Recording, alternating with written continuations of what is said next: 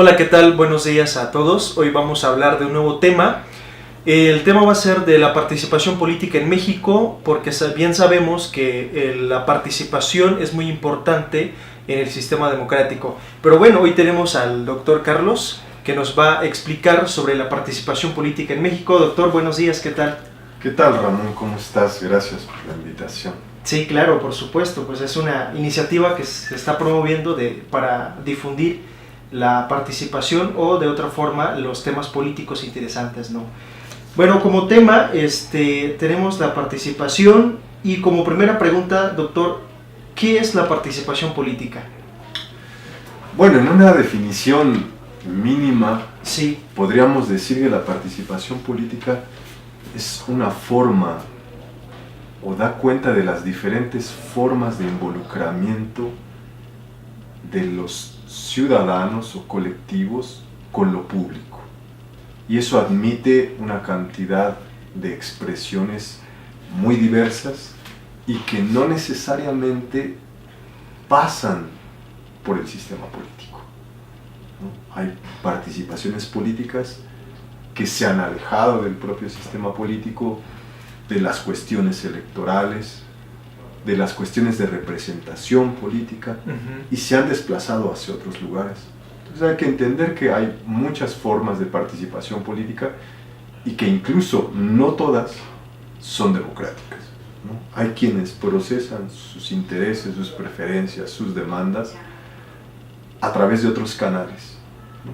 Canales que sí comunican directamente a las instituciones del Estado con ciertos actores, pero que ni son transparentes, ni siguen reglas democráticas, sino más bien reglas oficiosas, informales e incluso ilegales, ¿no? Entonces hay que tener atención en que la participación política es eso, incluye, evidentemente, como sabemos, la participación política más socorrida o la que se ha sobredimensionado es la participación electoral, que es la que ahora... La que está más presente, ¿no? Ahora sí. Sí, justo ahora.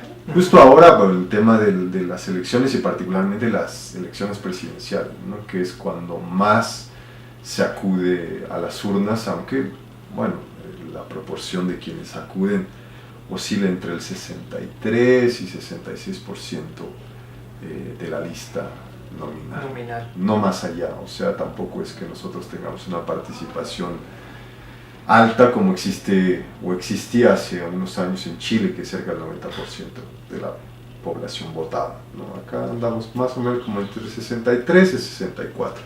Pero básicamente, respondiendo a tu pregunta, es eso, ¿no? O sea, la participación política implica una serie de involucramientos individuales o colectivos con lo público. Con lo público. Así es. Bien, doctor. ¿Cómo es la participación en México? Ya sea, como bien decías, política o de otros temas también públicos. Mira, es curioso porque en México ocurre un fenómeno al que algunos han caracterizado, denominado como de saturación de la forma política tradicional. ¿Qué es esto? Que el incremento de la desconfianza sobre las instituciones del Estado, pero también como el desgaste porque no se cumplen las expectativas que la democracia promete o suele prometer sobre temas de desarrollo económico, bienestar social, eso va a provocar un alejamiento del sistema político. Las personas no desean participar de la misma manera votando. Entonces, ¿qué sucede? Que hay un doble movimiento. Por un lado, esa participación encuentra otros sentidos que se repliegan más hacia los ámbitos cotidianos. ¿Qué quiero decir con esto? Que se participa más en comités vecinales, en organizaciones comunitarias, y mucho menos en partidos políticos, en sindicatos, ¿no? De hecho, por ejemplo, las huelgas como una acción colectiva con contenidos políticos, pues ha venido en descenso en México desde la entrada del neoliberalismo hasta la fecha. Sí, hasta la fecha. Pues fue una gráfica, o sea, el histórico de huelgas en 1989 está así. 2014 viene hasta abajo. Viene descendiendo, ¿no? Pero eso no implica que nos hayamos Sí. despolitizado, sino que Claro. estamos politizados, pero alejándonos del sistema político, es decir, de la competencia política como entre partidos, de las campañas, de las promesas. De eso hay bastante fatiga, hay un hartazgo, por lo tanto se buscan esos otros sentidos políticos que están más cerca de lo que tú vives, es decir, lo que sucede en tu barrio, lo que sucede en la colonia, en cualquier clase de temas, lo que sucede en las escuelas, ¿no? Hay una participación muy amplia de la sociedad en los temas educativos porque son a donde acuden sus hijos. Entonces los padres de familia participan en asociaciones de familia, ¿no? En juntas de vecinos. Y yo creo que esa es una participación política que es la más importante.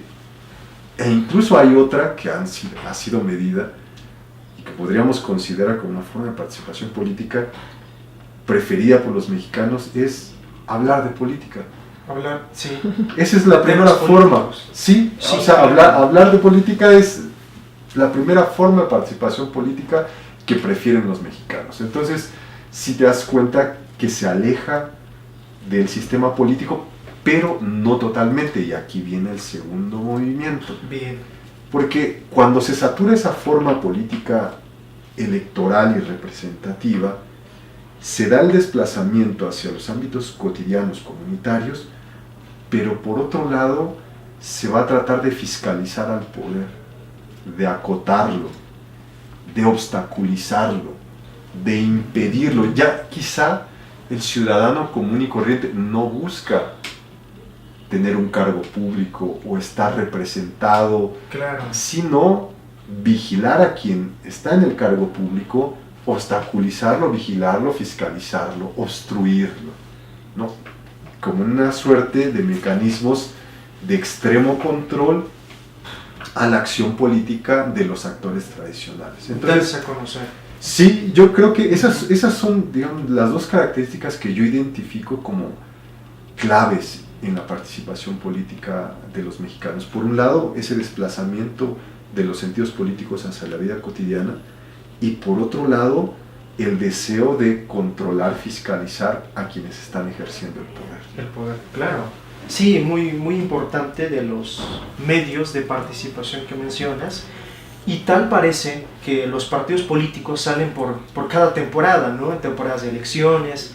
Y eso pues limita o disminuye muy poco la participación política. Pero bueno, a propósito de las elecciones que vienen, ¿qué se espera de la participación de la sociedad o de los jóvenes, por ejemplo?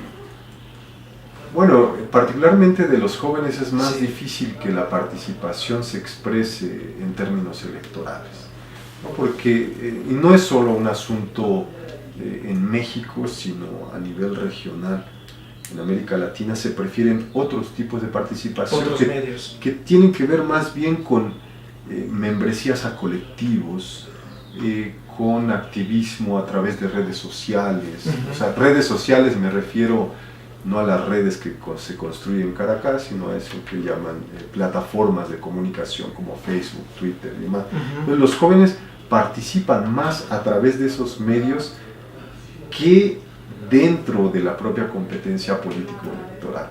Entonces, yo no espero ver una proporción alta de jóvenes votando, no la espero, y creo que la participación electoral no superará el 64-65%, y lo que vamos a ver justamente es otra vez el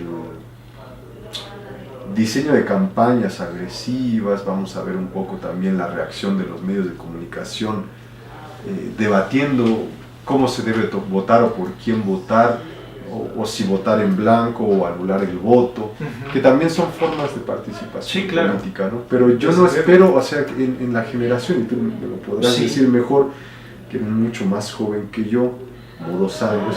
Claro. No, Sí. pues que en realidad no es que les atrape el tema político electoral. No. O sea, como que su interés en lo político pasa por otra parte, ¿no? Ahí te preguntaría yo, Ajá. si tengo o no razón, porque a lo mejor como Mucha especialista razón. Sí, me claro. equivoco. Ajá. Sí, mucha razón, porque Yo desde mi punto de vista, pues los temas políticos son importantes, pero los diferentes medios de participación, como bien mencionas, de los medios digitales, como que se puede desviar la atención a otros temas, por ejemplo, derechos humanos, cuidado del medio ambiente, que son otros temas donde los jóvenes pueden participar. Yo tenía un comentario respecto a eso, sí creo que tiene razón. Ajá. O sea, hay temas que son temas públicos, que se politizan y en donde los jóvenes participan en la construcción de esas agendas públicas. Sí, la agenda. ¿No? Entonces, el tratar de visualizar un tema, de desnormalizar un tema o un problema, de desnaturalizar cierto tipo de relaciones que ya han dejado de ser cuestionadas. Entonces, me parece que ahí la participación de los jóvenes es fundamental. Es fundamental que lo hagan a través de las redes sociales, a través de estas nuevas tecnologías de la información y la comunicación, pero hay que reconocer que eso tiene un límite. Claro. A veces encuentras mucho ciberactivismo, pero a la hora de presentarse, o sea, de actuar, de accionar, resulta que eso no sucede, o sea, que se quedan en su casa y es muy cómodo desde el teléfono. Claro. Criticar y demás, pero no discutir directamente con los actores o no ejercer medidas de presión que podrían ejercer y que encuentro particularmente los jóvenes ahora que ocupan mucho estas tecnologías, que hay una forma de participación política que han subestimado y es el derecho al acceso a la información pública, porque a través del derecho al acceso a la información pública tú puedes fiscalizar a una autoridad. Claro. Puedes cambiar incluso su comportamiento. Conocer lo que se está haciendo, ¿no? Conocer, pero además inhibir ciertos actos. Tengo ejemplos muy claros de colegas, de gente cercana a mí, en donde tenían dificultades con alguna institución de gobierno. Decía, bueno, si tienes dificultades, solicita esto a través de transparencia, acceso a la información y vas a ver cómo se resuelve. Y sí, de manera casi inmediata. ¿Por qué? Porque accedes a un mundo que ellos tratan de monopolizar, o sea, monopolizar la información que se produce. Entonces, yo siento que ese tipo de participación para los jóvenes puede ser muy atractiva, porque requiere nada más una plataforma, el internet, accedes, navegas. Sí. Si te interesa temas de derechos humanos, si te interesa temas de medio ambiente, temas, no sé, de diversidad sexual, puedes acceder a esa información que muchas veces está reservada, que muchas veces nadie la pide, pero que es necesario exponerla justamente para generar un debate, para generar masa crítica, para generar una agenda, ¿no?